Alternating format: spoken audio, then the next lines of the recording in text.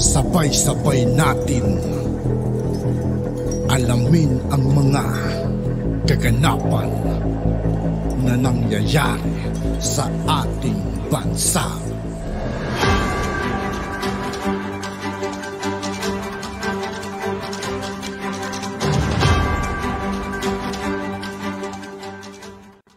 Yo, what's up mga kaibigan? This is I2K po again. Ngayon nandito naman tayo sa channel ni Pinas Viral News. Dito naman ulit tayo magbibigay ng komento at reaksyon. Kaya samahan nyo guys, let's go!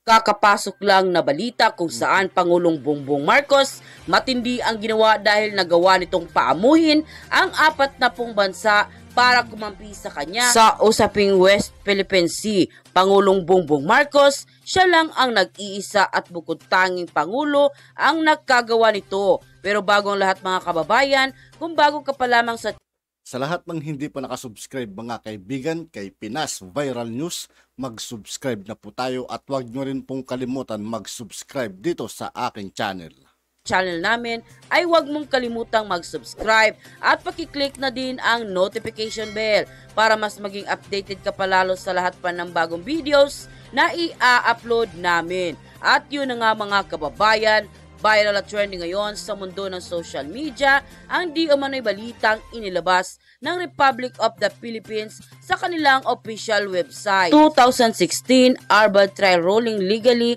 binding AU 16 other states. Manila, the European Union of 16 other countries have renewed support for the 2016 arbitral ruling that invalidated China's sweeping claims over the resource-rich South China Sea. The award of the Arbitral Tribunal is a significant milestone which is legally binding upon the parties to those proceeding and useful basis for peacefully resolving disputes between the parties. The decision, which upheld the Philippines' sovereign rights and jurisdiction in its exclusive iconic zone, served as a twin anchor of Manila policy and action cover the West Philippine Sea, which is the official designation by the government to the parts of the South China Sea that are included in the country's EEZ. In its statement, the EU reaffirmed its commitment to secure, free, and open maritime supply routes in the Indo-Pacific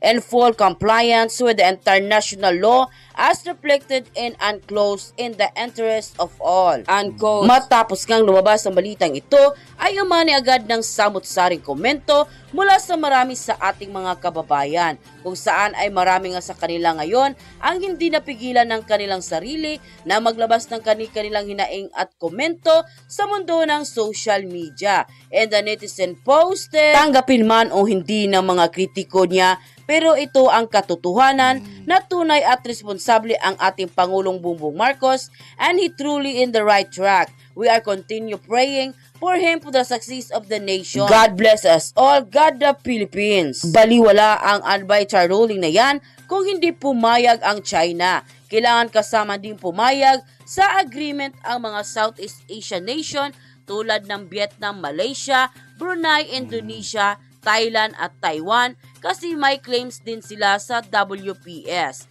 Kahit anong sinasabi mo, dating Pangulong Rodrigo Roa Duterte, maganda ang ginagawa niya. Kahit 1 milyon pa ang kumampi sa Pinas, kung hanggang salita lamang ang lahat without action, so what's the sense while China is continuing doing their sarcastic action in the WPS? If they want to help, dapat tulungan nila ang Pinas na maitaboy ang mga barko ng China sa may Palawan. Bagkus dumarami pa. So nasaan ang sinasabi mong tulong? Anong laway lang? Pani lang, di ba? And quote. Alam niyo mga kaistorya, nagtataka ako. Halos hindi ako makapaniwala kung anong ginawa ni Pangulong Bongbong Marcos Jr. Paano niya nakumbinsi ang mahigit 4?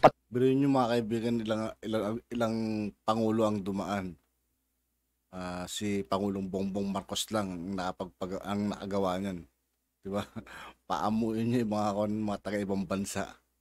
At pumayag naman. 40 bansa sa buong mundo, mga makakapangyarihang bansa yan, mga kaistorya, na kumampi sa kanya. Kakaiba ito, mga kaistorya. Ngayon lang ito nangyari na ang isang presidente ng Pilipinas nagawang kumbinsihin ang mahigit 40 bansa sa buong mundo para kampihan siya na kung tutuusin, maliit na bansa lang ang Pilipinas. Dati kasi, sa nakarang administrasyon, alam natin, mga kaistorya, kung ano ang nangyari, kung ang pag-uusapan, teritoryo natin. Ngayon ho, ang nangyari ay ito. Ipakita ko ito sa inyo saglit. Share screen ko muna. Papaano niya nagawa na ang European Union at 16 na bansa pa ay kumampi sa kanya at sinuportahan siya doon sa ipinaglalaban niya sa ating teritoryo na kinamkam ng China?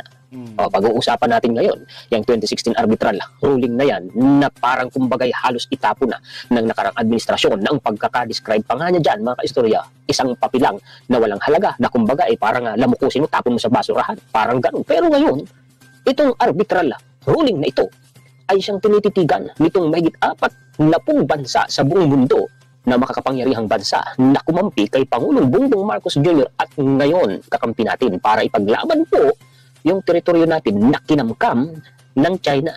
Kaya tama ang sinabi ng isang eksperto na ang Pilipinas daw, mga kaistorya, o ang presidente po natin, ang gobyerno natin, nasa tamang landas yung desisyon ng administrasyon pagdating po sa West Philippine Sea issue. Dati kasi ang sabi ho ni Tatay Diggs nung nakipag-meeting sila sa mga partido komunista ng China ang sabi pa niya China is in the right path. Nasa tamang landas daw ang China dun sa ginagawa nila sa Taiwan. Nanadadamay naman tayo dahil kinakamkam ng China ang teritoryo natin. Ang sabi ni Tatay Diggs, China is in the right path. Binatikos ko nga yun dahil hindi ko yun matanggap Labag sa kalooban kung sinabi niya yun. Pero ngayon, ito, baliktad naman. Yung foreign policy ni PBBM, tinuring ng isang eksperto. Nasa tamang landas daw ang gobyerno natin ngayon. Talakayin natin. Ito muna ang unahin natin. Palakihin ko. Philippine News Agency po ito July 11, 2023. 2016 arbitral ruling. Legally binding EU, 16 others state. Yung European Union po dyan, ang binabanggit mga kaistorya. Ang European Union po, kung hindi ako nagkakamali, ay binubuo po yan ng mga bansa na nasa 27 countries po. Plus 16, o di mahigit 40 nga. Yung Amerika pa. Tapos ang India, Japan, Australia, South Korea. Kasama natin sila ngayon. Ngayon, ito po, itong nangyayaring ito, sigurado nagmamarakulyo ang gobyerno ng China dito. Wala silang magagawa. Napapahiya sila ngayon sa international community sa ginagawa po nilang pangkakamkam sa teritoryo natin sa West Philippines. Ngayon lang tayo nagkaroon ng ganyang presidente, mga kaistorya, na kinampihan. Hindi biro po yan, Hindi po yung biro, mga kaistorya. Baka di po ninyo nararamdaman. 40 plus countries worldwide, all over the world. Magkakapangyarihang bansa po yan. Nagawa po ni PBBM na makumbinsi sila. Kumampi lahat yan kay PBBM, mga kaistorya. Kaya nga sabi ko, kakaiba ito. Ngayon lang ito nangyari. Ang sabi dito in a statement issued on July 11, the eve of the decision 7th anniversary, the EU delegation in Manila and the embassies of Belgium. Ewan ko kung anong pronunciation dito. Czechia ba? Denmark, Germany, Ireland, Greece, Spain, France, Italy, Netherlands, Poland, Austria, Romania, Slovakia, Finland, and Sweden encouraged parties to see the decision as a potential basis for peaceful dispute resolution on the sea lane. The award of the arbitral ruling is a significant milestone. Kaya nga sabi ko sa inyo yung arbitral ruling ngayon ang tinititigan nitong makakapangyarihang bansa na ito 40 plus kumampi sa ating pong Pangulo. Kung dati, mga kaistorya, walang halaga halos. Yun pong arbitral ruling na yun sa nakarang administrasyon kasi sabi nga ni Tatay Diggs, papilang daw Parang walang halaga. Parang sa nangyari mga kaistorya noon, nung nagbigay siya ng statement na ganun, parang pinalakas pa niya ang loob ng China. Bakit ka magsasalita ng ganun? Bansa mo ito. Ay yung sinabi mo ngayon, parang sinabi mo na rin na tama lang yung ginawa ng China. Kahit anya nagdesisyon niyang UNCLOS na yan, ay anong halaga niyan? Tayong dalawa niya nagkakaintindihan. Parang ganun Parang ganun mga kaistorya At din talaga ako, talagang hindi ako sang-ayon doon. Ngayon, ito na iba na. Alam niyo, itong arbitral ruling na ito, nasuplak dito ang China Sinuplak po ng United Nations ang China dito. Pero yung pansusuplak na yon ng United Nations, kung tutusin, pabor sa atin sana yon. Ang kaso, walang halaga yun kay Tatay Diggs. Baliwala sa kanya yon. Ito, BBC. South China Sea Tribunal Key Points. Anong sabi dyan? Palakihin ko ulit. Yan ay July 12, 2016 Ayan yung naghaano pa ang China. Kita nyo yung struktura ng China. Chinese work to expand and enlarge natural reef was criticized by the tribunal. Anong sabi dito? An international tribunal has dismissed China's claim to much of the South China Sea. The Permanent Court of Arbitration in The Hague said there was no evidence that China had exercised exclusive control over the waters or resources. Historically, China has said it will ignore the tribunal's findings and defend its interest. Anong ibig sabihin nun? Ang tinutukoy dyan na historical claim ng China, mga kaistorya, yun pong ipinangangalandakan po nila, yung inimbento nilang 9-dash line.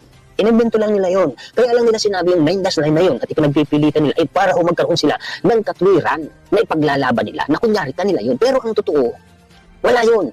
Wala yun. Hindi nga ni-recognize po ng arbitral tribunal eh. Historically, wala kanya kayong ebidensya na kayo niya ay may exclusibong control dyan sa mga teritoryo na yan sa West Philippine Sea.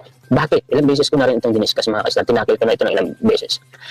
Yung 9-9 line ng China, pinalitaw lang nila 1940s. 1940s lang po yan. Samantalang po tayo mga kaistorya, meron po talaga tayong sinaunang mapa ng Pilipinas na sakop nga po ang Scarborough Shoal. At sakop yung mga teritoryo na nakinamkam ng China dyan sa West Philippine Sea. Yun po yung Velarde map. 17th century pa po yun. Panahon pa ng mga Kastila. At yun po, yung mapa na yun, may kopya nun, ang Amerika. So tayo po, historically, ang may exclusive control sa mga teritoryo na yan. Talo dun si China. Ang problema, hindi na pag-uusapan yung Velarde map eh. Ewan ko kung hindi alam yun. Ni Tatay Diggs, teritoryo ang pinag-uusapan eh. Oo, ito sa arbitral ruling, sinuplak ang China. Hindi naman yan kinilala ng China, hindi rin kinilala ni Tatay Diggs. Iba ngayon. Kumo, yan ay ipinaglalaban din ni PBBM, mga kaistorya. Kumo, suportado siya ngayon ng makakapangyarihang bansa na yan. Malakas na ang loob natin ngayon, marami na tayong kakampi. Kung dati kasi kahit ako sabi ko mga kaistorya, teka lang, hinay lang, ingat lang sa China. Kasi dati sa administrasyon ni Tatay Diggs, hindi tayo pwedeng pumalag. Wala tayong kakampi noon. Paano tayo kakampihan ng Amerika? Paano tayo pagtatanggol ng Amerika? Kahit pa sabihin po na may pwede tayo sa kanila. Paano tayo pagtatanggol ng Amerika kung yung presidente ng Pilipinas inaaway, tinatalikuran ng Amerika, kumakampi sa China? Paano di ba?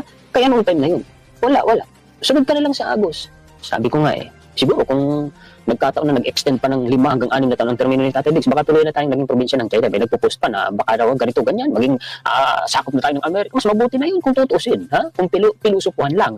Mas mabuti na at least si Amerika, demokrasya, samantalang si Chinese, pag tayo ang nasakop po nila, komunismo yan eh. Mawawala lahat ng karapatan natin. Nasa tamang landas ang Pilipinas sa ating pong Pangulong Bongbong Marcos Jr.